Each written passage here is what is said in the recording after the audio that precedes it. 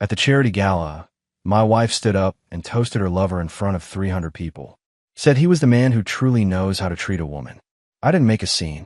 I just left and started pulling threads. Within days, the foundation she ran was under investigation. Turns out she'd been stealing for years. My name is Lawrence Drummond. I'm 59 years old, and for the past 22 years, I've been one of the most successful venture capital investors in Silicon Valley. I've funded 17 unicorns, 3 of which went public, and made me wealthier than I ever needed to be. But money was never the point. The point was building something that mattered, backing brilliant minds who could change the world. That's why I created the Innovation Forward Foundation 19 years ago. I wanted to give kids from underrepresented communities a real shot at STEM careers. Kids who had the brains but not the connections, the drive but not the resources. I built it from nothing, structured it through a complex web of trusts and LLCs that kept my name buried deep in the paperwork. I didn't want recognition. I wanted results. Cassandra, my wife of 27 years, became the public face almost immediately. She was perfect for it. Charming, photogenic, great with donors. She could work a room like nobody's business. At first, I thought it was brilliant. She handled the spotlight while I handled the strategy. A partnership. Except somewhere along the way, she started believing her own press releases. Started thinking she was the architect instead of the ambassador. Started making decisions without consulting me. Bringing in new board members I'd never vetted. Restructuring programs I'd spent years developing. And then came Brett Fontaine. He showed up about 3 years ago as a strategic consultant, after our board had explicitly rejected his proposal for corporate lobbying services. Too aggressive, too unethical, they'd said. I'd personally signed off on that rejection. But Cassandra brought him back through a side door, gave him an advisory role that somehow came with a foundation email, travel privileges, and access to our donor network. I let slide, trusted her judgment. Big mistake. The $15 million gala is 2 days away. It's supposed to be our signature event of the year, celebrating innovation and opportunity. The venue's booked, the sponsors confirmed, the media scheduled. 300 of the most influential people in tech and philanthropy will be there. What none of them know, what even Cassandra doesn't know, is that I'm donor number 217, the anonymous benefactor who's been funding 73% of the foundation's operating budget for the past 19 years. The ghost in the machine. I'm sitting in my home office right now, looking at an envelope that arrived this morning. No return address. Inside is a single sheet of paper with DNA test results and a USB drive. The results confirm what the anonymous letter claimed. Philip, my oldest son, isn't biologically mine. The USB drive contains 3 years of financial records showing systematic embezzlement from the foundation. And tomorrow night, my wife is going to stand on a stage I paid for and toast the man who helped her steal from the organization I built. She just doesn't know I'll be watching. The Fairmont Ballroom sparkled like a jewel box. Crystal chandeliers. I'd personally selected cast warm light across 300 faces in designer suits and gowns. The Innovation Forward Foundation's 10th annual gala. My creation, my vision, my money. Though only 3 people in this room knew that last part. I stood near the back, deliberately positioned where the lighting was dim. Black tie, no flash, just another face in the crowd. That's how I'd always preferred it. Cassandra said I lacked presence. What I lacked was the need for applause. The program was running smoothly. Dinner finished, speeches delivered, checks written. The evening should have been winding down. Instead, Cassandra stood from the head table and tapped her champagne flute with a practiced smile that used to make my chest tighten. Now it just made me tired. If I could have everyone's attention, she called out. Her voice carried that performative warmth she'd perfected over the years. I know we've already heard wonderful words tonight, but I need to take a moment for something personal. The room quieted. I stayed perfectly still. She gestured to the man beside her. Brett Fontaine rose, adjusting his tuxedo jacket that fit just a bit too snugly across the shoulders. He had that eager look of a man who thought he'd finally made it to the big leagues. This foundation has changed so many lives, Cassandra continued, her hand finding Brett's arm. But it wouldn't be what it is without the tireless dedication of people who truly understand what it means to serve. Brett has been my rock, my partner in every sense. And tonight, I want to acknowledge that publicly. She raised her glass higher. The cameras from 3 local news outlets swiveled to capture the moment. "To the man who truly treats a woman right," she said, her eyes locked on Brett's face. "To the man who actually sees me, values me, and stands beside me in building something that matters. To Brett Fontaine." The applause started immediately, scattered at first, then building. Brett pulled her into an embrace that lasted 3 seconds too long for professional courtesy. She laughed into his shoulder, radiant, victorious. I didn't move, didn't blink, just watched as 300 people celebrated my wife, publicly claiming another man at an event I'd funded with $15 million over the past decade. Then I turned and walked toward the exit. No hesitation, no scene. I simply placed my untouched bourbon on a passing server's tray, buttoned my jacket, and headed for the marble foyer. My footsteps echoed in the sudden quiet of the corridor. "Mr. Drummond." "Sir, please wait." I recognized the voice. Gerald Hutchins, the Gala chair. Former VP at Google, current board member, generally competent administrator.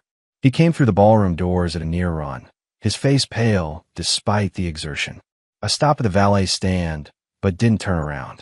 "Sir," he said, slightly breathless. "Please." I didn't know. I swear to God, I didn't know she was going to. He paused, struggling for words. "Please don't pull the funding. The foundation needs you. The kids we serve need you." I handed my ticket to the valet, then finally looked at Hutchins. He was sweating despite the cool evening air. "Gerald," I said quietly, "check your email in exactly 12 minutes. You'll find a formal notice from donor 217 requesting immediate suspension of all disbursements pending an ethics review." His face went from pale to gray. "Sir, we have 3 weeks of operating capital. If you suspend, then you have 3 weeks to figure out where $2.3 million in foundation funds disappeared to over the past 36 months. I paused as my car pulled up. "Or you can ask Cassandra. I'm sure she'll have a very compelling explanation." I got into the car and didn't look back. Behind me, I heard Gerald say something, but the door was already closing. As we pulled away, I could see the marquee sign still glowing. Innovation Forward Foundation, building tomorrow's leaders today. Tomorrow, they'd learn who actually built it, and who was about to tear it all down. The house was dark when I got home. Not surprising. Cassandra would be celebrating her moment of triumph for hours yet, probably at some overpriced wine bar with Brett and whatever sycophants wanted to bask in her reflected glory.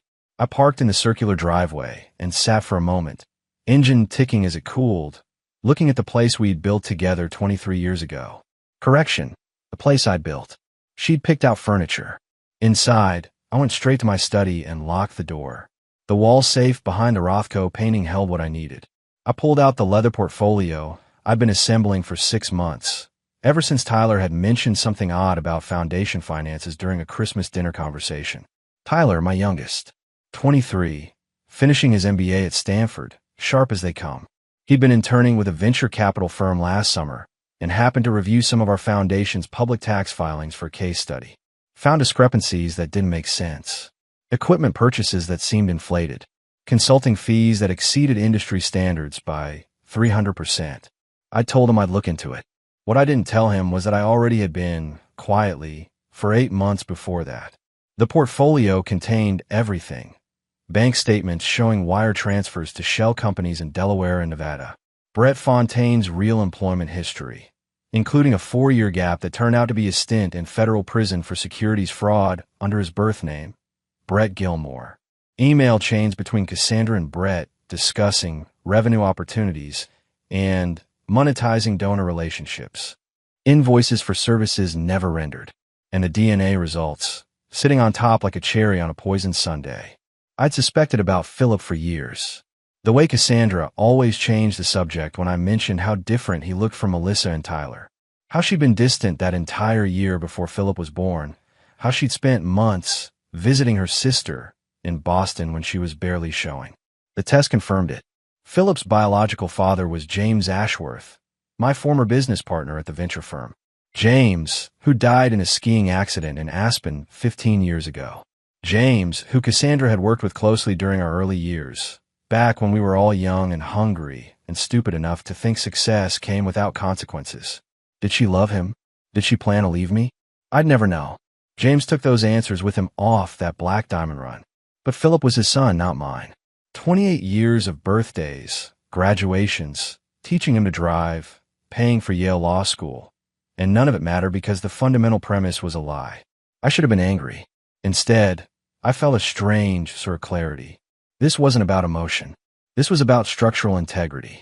You don't fix a building with a rotten foundation. You condemn it and start over. My phone buzzed. A text from Gerald Hutchins. Emergency board meeting called for 9 a.m. tomorrow. Please reconsider. We can work through this. I didn't respond. Instead, I opened my laptop and accessed the foundation's donor management system. My credentials still worked. Cassandra had never thought to lock me out of the system I designed. Sloppy. Her arrogance had always been her weakness. I pulled up donor 217's profile. Anonymous benefactor. Contributions totaling $15.3 million over 19 years. Structured through a daisy chain of trusts that would take a forensic accountant months to unravel. But the kill switch was simple. I clicked suspend all recurring donations. Then I drafted an email to the board's legal counsel, attaching a compressed file marked Financial Irregularities. Urgent.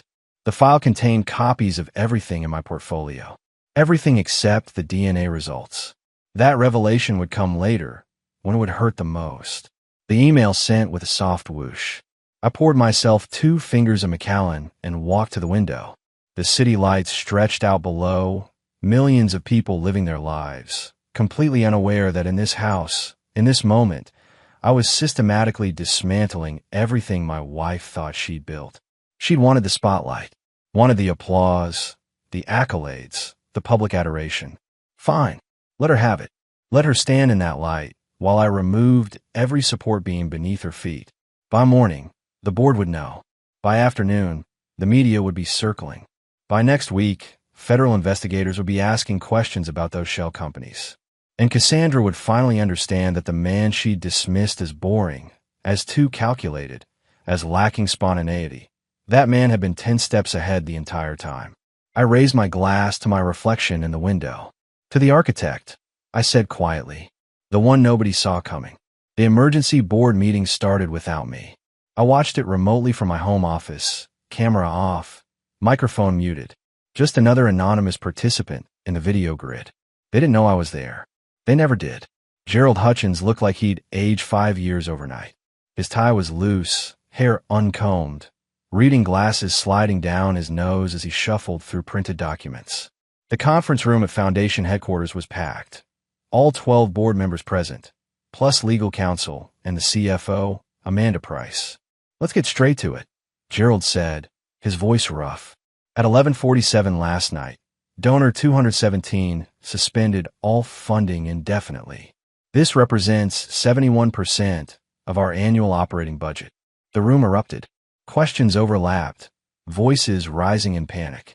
How is that even possible? Can they just pull out without notice? What about the grant agreements? Amanda raised her hand, and the room quieted. She was good in a crisis. I'd give her that. Former CFO at Cisco, brought her on 3 years ago specifically because she was thorough and wouldn't be intimidated by board politics. The donor agreement includes a clause allowing immediate suspension if the donor perceives a breach of ethical standards or fiduciary responsibility, she said. It's ironclad. We signed it 19 years ago. What breach? Someone asked. What happened? Gerald's face told the story before his words did.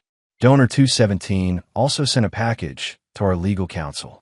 It contains evidence of financial irregularities dating back 36 months.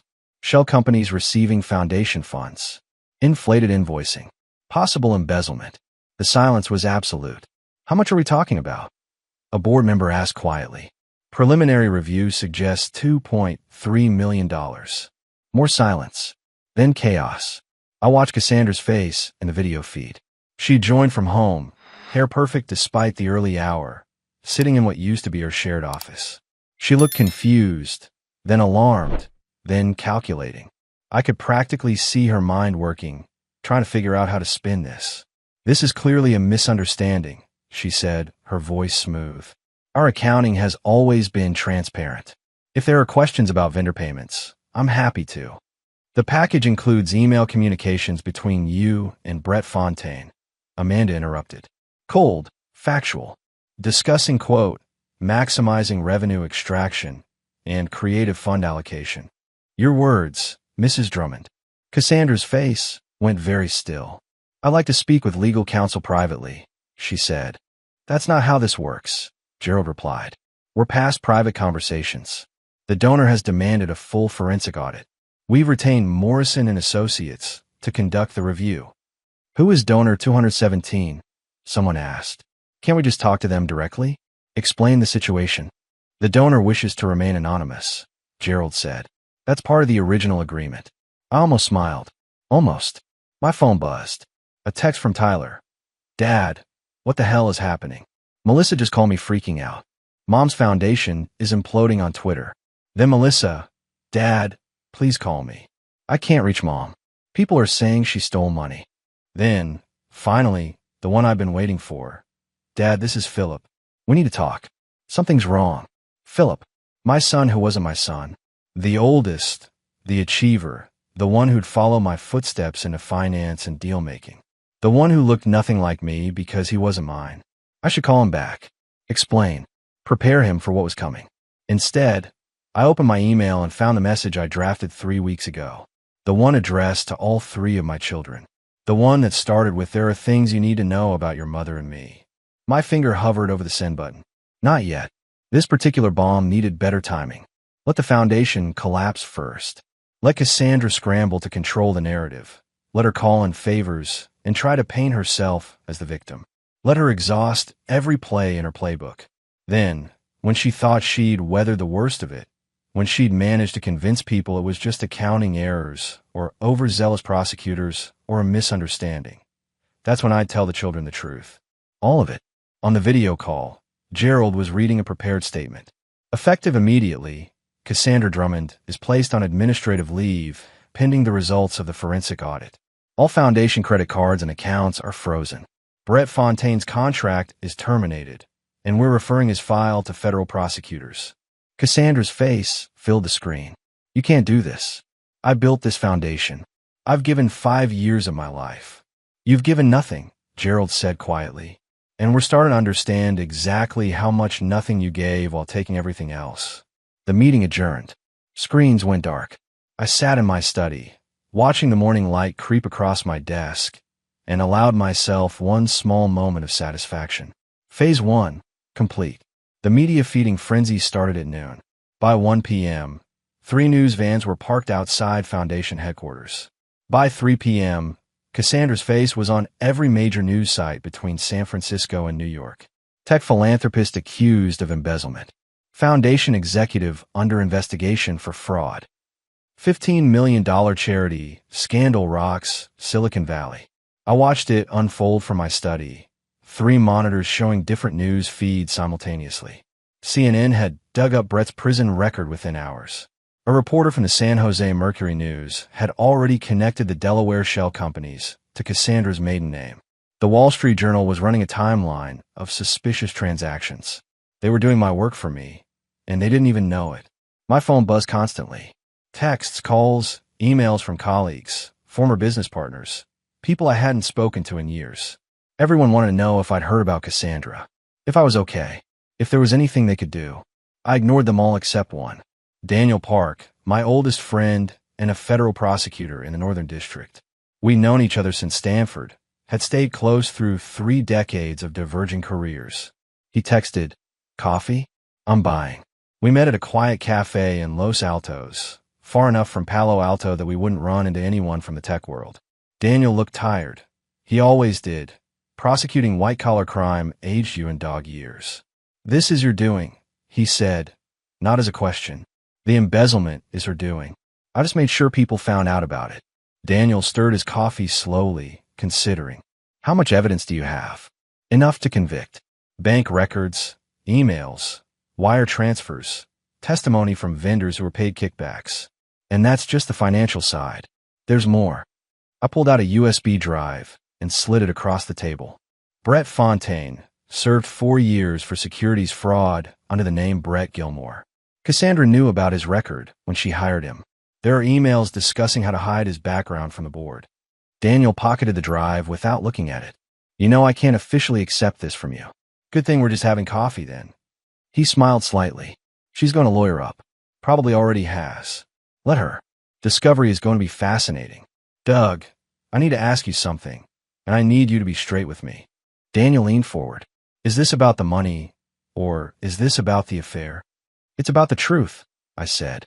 She stood on a stage I paid for, toasted a man she was sleeping with and stealing for, and did it in front of 300 people who thought they were supporting a charitable cause. She turned something good into her personal game. That ends now.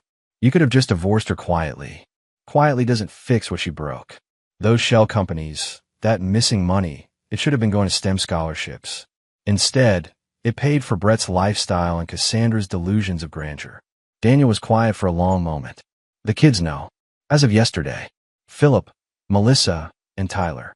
They know about the embezzlement. How they take it. Tyler wants to help. Melissa is devastated. Philip, I paused. Philip asked me if I'd known all along. If I'd been waiting for the right moment to destroy her. What did you tell him? I told him I've been building foundations my entire career. I know how to dismantle them, too. Daniel finished his coffee. She's going to fight this. Her lawyers will argue accounting errors, misunderstandings, blame Brett for everything. She can argue whatever she wants.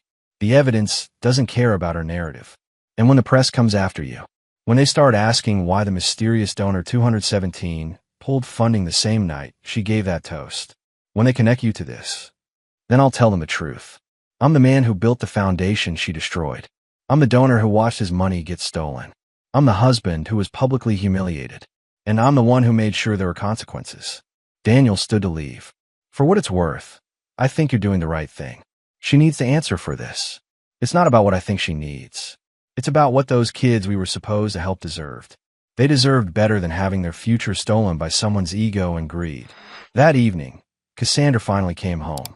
I heard her car in the driveway around 8 p.m., heard the front door open and close. She walked into my study without knocking, still wearing the clothes from this morning. Makeup smudged, hair disheveled. We need to talk, she said. No, we don't. Lawrence, please. This is getting out of control. The media is destroying me. The board has frozen my accounts. I can't even access my own. They're not your accounts. I interrupted. They never were. They're foundation accounts. You just had signing privileges. Past tense. You did this. Her voice was sharp, accusatory. You sent that package to the board. You pulled the funding. You're sabotaging me because you're jealous of Brett. I looked at her, really looked at her, and felt nothing. No anger, no pain, just a vast emptiness where 27 years of marriage used to be. I'm not jealous of Brett, I said quietly. I pity him. He's a convicted felon who thought he could con his way into legitimacy through you. And you were arrogant enough to think you could steal from a foundation I built, and I'd never notice. I didn't steal anything. Those were legitimate expenses, consulting fees. $2.3 million in consulting fees to shell companies you and Brett created. That's not consulting, Cassandra. That's fraud. Her face changed then. The performance dropped away, and I saw a calculation in her eyes. What do you want? She asked. Money? I'll pay it back. A divorce? Fine. Just make this stop. I want you to understand something. This isn't negotiable. You're going to be indicted. You're going to be prosecuted. And you're going to face the consequences of what you did. You sanctimonious bastard, she hissed. You built that foundation to stroke your own ego, to play God with other people's lives. You never cared about those kids. You cared about control. Maybe, I said, but I didn't steal from them. That's the difference between us. She stared at me for a long moment, then turned and walked out. 3 hours later, her lawyer called mine. The war had officially begun. Tyler called me at 6 a.m. 2 days after the story broke. I was already awake, hadn't really slept since this started. Coffee in hand, watching the sunrise through my study window, mentally preparing for another day of controlled demolition. Dad, we have a problem, Tyler said without preamble. His voice had that tight quality it got when he was stressed. What kind of problem? Someone leaked the DNA results. Philip just called me. There's a reporter from TechCrunch asking him questions about his biological father. I was silent for 3 seconds while my mind processed the implications. How did they get the results? I don't know, but they have them. Philip said the reporter quoted specific numbers from the paternity test. Dad, This is about to go public. I sat down heavily. This wasn't supposed to happen yet. The DNA revelation was supposed to come later, on my terms, after the criminal case was built. Not now, not like this. Where's Philip? At his apartment in Boston. He's not answering Mom's calls. Dad, he's pretty messed up about this. I'll handle it. Don't talk to any reporters. Tell Melissa the same thing. I hung up and immediately called my attorney. Marcus answered on the second ring. I know, he said before I could speak. I've already had 3 media inquiries about James Ashworth and Philip's paternity. Someone leaked from the medical lab. Probably got paid a significant amount for those records. Can we stop publication? On what grounds? It's factual information. Obtained unethically, yes, but not illegally enough to get an injunction. And honestly, Doug, trying to suppress it will just make it a bigger story. He was right. I knew he was right. But Philip deserved better than finding out the world knew his father wasn't his father through a goddamn tech blog. I booked a flight to Boston. Philip's apartment was in Cambridge, a modern building near MIT where he'd done his undergrad before law school. He buzzed me up without asking why I was there. When he opened the door, he looked like he hadn't slept either. When were you going to tell me? He asked. No hello, no preamble. Just a question that had probably been eating him alive for the past 2 hours. I told you 3 days ago. In my study. With your brother and sister. No, you told me 3 days ago. The world found out this morning. There's a difference. He was right. He was absolutely right, and I had no good answer for him. I'm sorry, I said. The medical records were supposed to be confidential. Someone broke that confidence. For money, I'm guessing. Everything comes back to money, doesn't it? Philip laughed bitterly. Mom stole money. You used money to build a foundation. Someone sold my DNA results for money. It's all just transactions. Philip, do you know what the comments are saying? They're calling me the bastard son. They're speculating about whether Mom was cheating throughout the marriage. They're asking if you're going to disown me. I stepped into the apartment and closed the door behind me. Are you worried I will? I don't know what to be worried about anymore. My entire life is a lie. My mother is a criminal. My father isn't my father. And the man who is my biological father has been dead for 15 years, so I can't even ask him what the hell happened. He sat on the couch, head in his hands. I sat beside him, unsure what to say, how to fix this. You can't fix genetics. You can't undo 28 years of deception. James Ashworth was my business partner, I said finally. We started Drummond Ashworth Ventures together in 1992. He was brilliant, charismatic, had a gift for seeing potential in companies before anyone else did. He was also reckless and impulsive and had a habit of making decisions without thinking about consequences. Philip looked up, like sleeping with his partner's wife. I don't know if it was like that. I don't know if your mother seduced him, or if he pursued her, or if they fell into it accidentally. I just know it happened, and you're the result. And you never suspected? I suspected something was wrong during that year. Your mother was distant, secretive. But I didn't suspect this specifically. Not until you were older, and I started noticing you didn't look like me. Didn't have my mannerisms. Small things that added up over time. Why didn't you test sooner? Because I was afraid, I admitted. Afraid of confirmation. Afraid of what it would mean. And because by the time I was seriously considering it, you were already my son. Testing felt like it would only create problems without solving anything. But you tested eventually. After your mother started stealing. After Brett. After I realized the entire foundation of our marriage was built on lies. At that point, I needed to know everything. Needed to understand the full scope of what I was dealing with. Philip was quiet for a long moment. Do you regret raising me? Never. Not for a single moment. Even knowing I'm not yours. You are mine, I said firmly. Biology is just one type of inheritance. I gave you everything else. My time, my knowledge, my support. James gave you DNA. I gave you a life. But Mom, your mother made choices. Selfish choices. Those choices don't define you, Philip. They don't erase the person you've become. He looked at me with eyes that were James Ashworth's eyes. I could see it now, clear as day, and said, the reporter asked me if I was going to sue you. For emotional damages or fraud or something. Are you worried I will? No. Why not? Because you're better than that. And because, despite everything, I trust you. Philip nodded slowly. The reporter also asked if I blamed you for Mom's crimes. For turning her in. What did you tell him? I told him no comment. But for the record, Dad, I don't blame you. She made her choices. You're just making sure she faces them. I put a hand on his shoulder. This is going to get worse before it gets better. The media will dig into everything. Your childhood, your relationship with your mother, speculation about James. It's going to be invasive and painful. Can't be worse than what's already happened. It can always be worse. But we'll get through it. All of us. Even Mom. That depends on whether she learns to tell the truth for once in her life. My phone buzzed. A text from Marcus. Cassandra just gave an interview to NBC. She's claiming you're framing her out of revenge. Says you've been psychologically abusive for years. I showed Philip the text. He read it and shook his head. And so it begins, he said. So it does. The discovery process was a beautiful thing to watch. Cassandra's lawyers tried everything. Motions to suppress evidence, claims of illegal search and seizure, arguments about marital privilege. Every single motion was denied. Federal prosecutors don't file charges unless the case is airtight, and Daniel Park had built something stronger than airtight. He'd built something surgical. I sat in his office 3 weeks after the initial news broke, reviewing the final indictment before it went to the grand jury. 18 counts.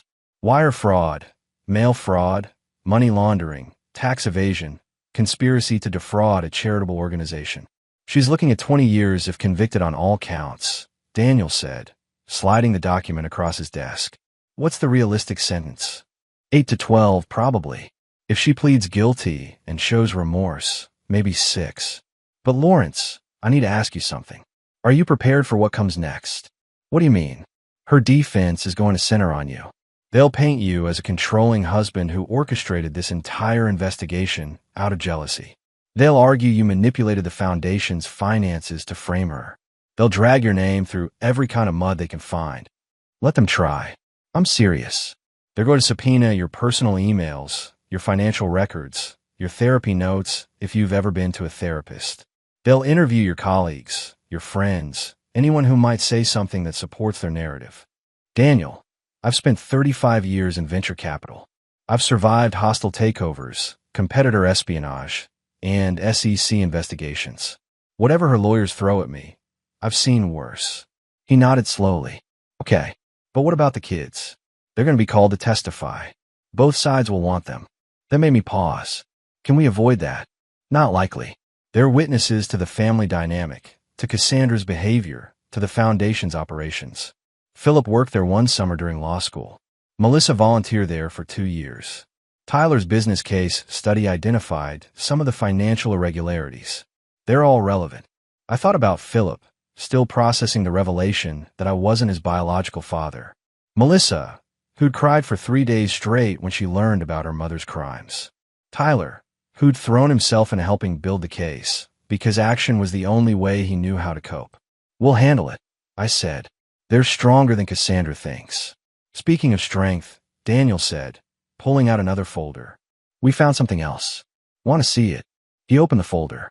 Inside were photographs, surveillance shots from a private investigator. Cassandra and Brett, but not in San Francisco. These were dated from 3 years ago, taken in Portland, Oregon. We traced the shell company registrations, Daniel explained. One of them was filed in person at a Portland office. Security footage shows Cassandra and Brett there together, signing documents. 3 years ago, Lawrence. This wasn't a recent thing. I studied the photos. Cassandra looked younger, happier. Brett looked like a man who thought he'd found his golden ticket. How long were they planning this? Based on the paper trail? At least 4 years. Maybe longer. They were patient, methodical. Small amounts at first, testing the system. When nobody noticed, they got bolder. For years. While I was funding scholarships and building programs, she was systematically robbing them. There's one more thing, Daniel said quietly. We found life insurance policies. She took out 2 policies on you, 18 months apart. Combined value, $12 million.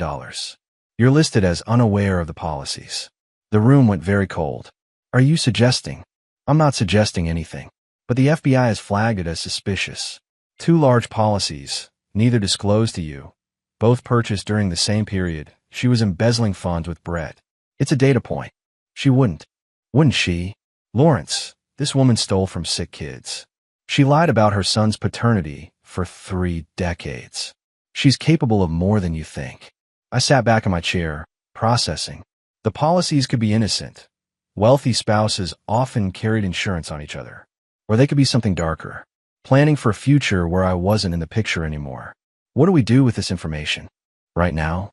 Nothing. But if her lawyers try to paint her as a victim, we reserve the right to introduce it as evidence of premeditation and malice. I looked at Daniel. You think she was planning to kill me? I think she was planning for every contingency. Whether that included your death or just your irrelevance, I can't say. But those policies exist, and they tell a story. I left his office feeling something I hadn't felt in weeks. Genuine anger. Not the cold, calculated fury that had driven me to expose her crimes. Real, hot anger at the depth of her betrayal. She hadn't just stolen money. She'd stolen trust, family, decades of shared life. And she'd done it with such calculated precision that she'd even insured against the risk of my interference. My phone buzzed. A text from Tyler. Mom's lawyer called. She wants to meet with all of us. Says she needs to explain everything before the trial. What should I tell him? I typed back. Tell him no. She had 27 years to explain. She chose lies instead. Cassandra's bail hearing was a circus. Media packed the courthouse. Cameras lined the steps. Reporters shouting questions as her legal team tried to hustle her through the side entrance. She wore a conservative navy suit, minimal makeup, hair pulled back, the costume of a woman trying to look sympathetic. I watched from the back of the courtroom gallery, baseball cap pulled low, unnoticed in the crowd. I wanted to see how she played this. The prosecution argued she was a flight risk, significant financial resources, connections abroad, facing decades in prison. They requested bail be set at $5 million cash.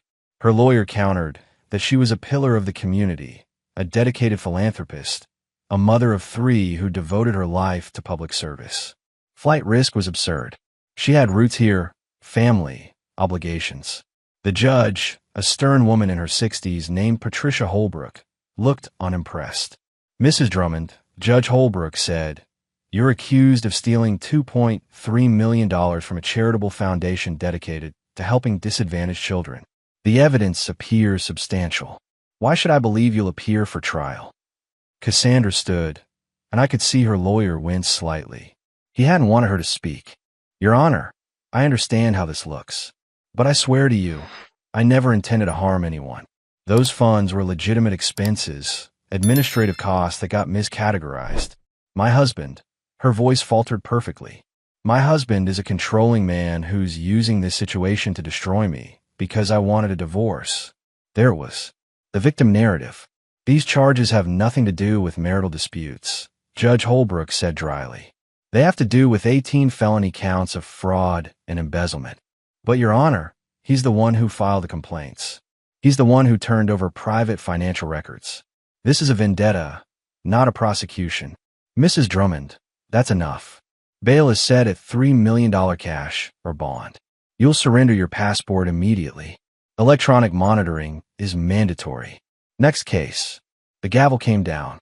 Cassandra looked stunned. She'd expected sympathy, gotten procedure instead. As she was let out, her eyes swept the gallery. For just a moment, they locked with mine. Recognition flashed across her face, followed by something harder. Hatred, maybe, or fear. I didn't look away, just held her gaze until she turned and disappeared through the side door. Outside, I waited near my car as the media scrum continued on the courthouse steps. My phone rang. "Philip, Dad, I saw you on the news. You were at the hearing. Background only. Wanted to see how she'd handle herself." And she tried to play victim. Didn't work. Philip was quiet for a moment. "Melissa wants a post bail for her. She's been calling me all morning, crying, saying we can't let Mom sit in jail. That's Melissa's money. Her choice. But if we post bail, doesn't that make us complicit? Like we're supporting what she did? No. It makes you her children. You're allowed to love someone even when they've done terrible things. That's not complicity. It's humanity. Would you post bail for her? No. But I'm not her child. I'm the man she betrayed. Different relationship, different obligations. Tyler says posting bail is stupid. Says we'd be throwing money away because she'll probably flee anyway. Tyler's practical. Sometimes too practical. What do you think?" Another long pause. I think I'm angry at her. For everything. The lies, the stealing, the way she's trying to make you the villain. But I also think, he stopped, I think she's still my mom, and I don't want her scared and alone. Then help Melissa post bail. Be there when she gets out. Show her you still care, even if you don't condone what she did. What about you? Will you care if we do that? Philip, I want you to do what helps you sleep at night. This isn't about taking sides. It's about you figuring out who you want to be in this situation. After we hung up, I sat in my car watching the courthouse slowly empty. Reporters packed up equipment. Lawyers dispersed to their next appointments. Life moved on, as it always did. My phone buzzed again. An email from Gerald Hutchins at the foundation. Lawrence, the board has voted unanimously to rename the foundation in your honor. The Drummond Innovation Foundation. We'd like to announce it at a press conference next week. Will you attend? I stared at the email for a long time. They wanted to put my name on it. Make me visible. Turn me from ghost in a monument. Everything I'd avoided for 19 years. I typed back, no. Keep the name Innovation forward. Keep the mission focused on the kids, not the donors. That was always the point. Because in the end, that was the difference between Cassandra and me. She'd wanted her name in lights. I just wanted the lights to shine on people who deserve them. Cassandra pleaded guilty 4 months later.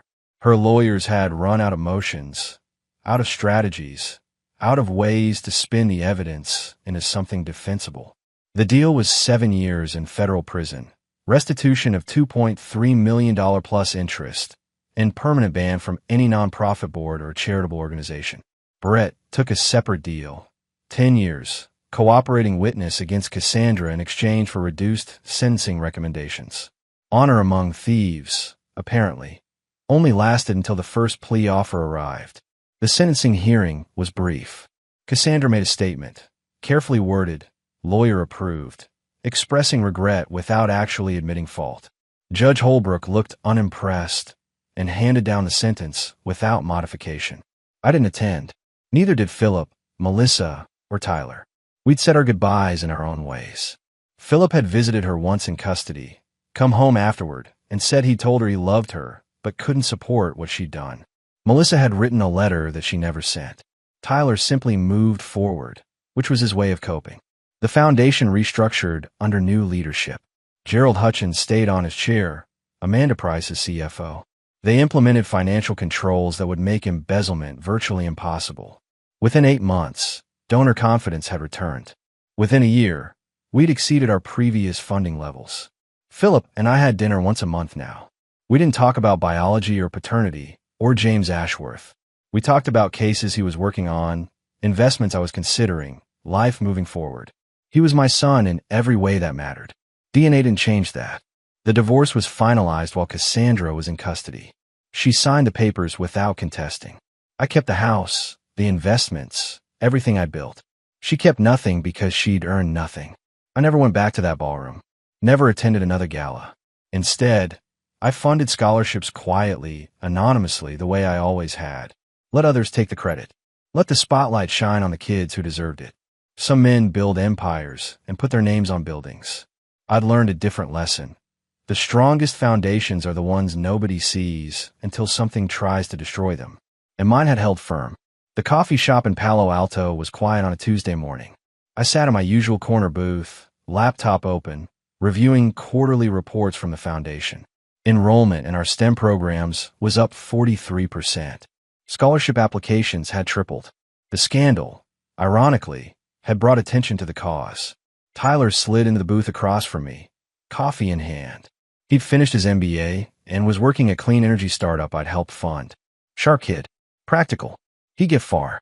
Philip's engaged, Tyler said without preamble. I know. He called me yesterday. Rachel seems like a good person. He wants you to walk him down the aisle. I looked up from my laptop. He said that.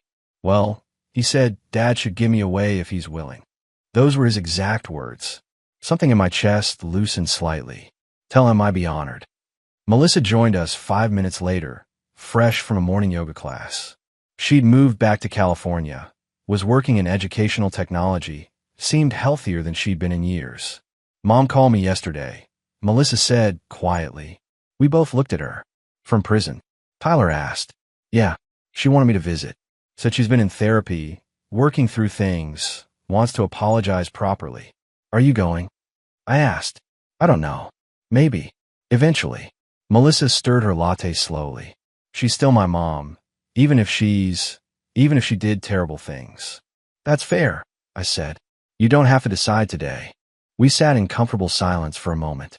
My 3 kids, well, 2 biological, 1 not, but that distinction had stopped mattering somewhere along the way.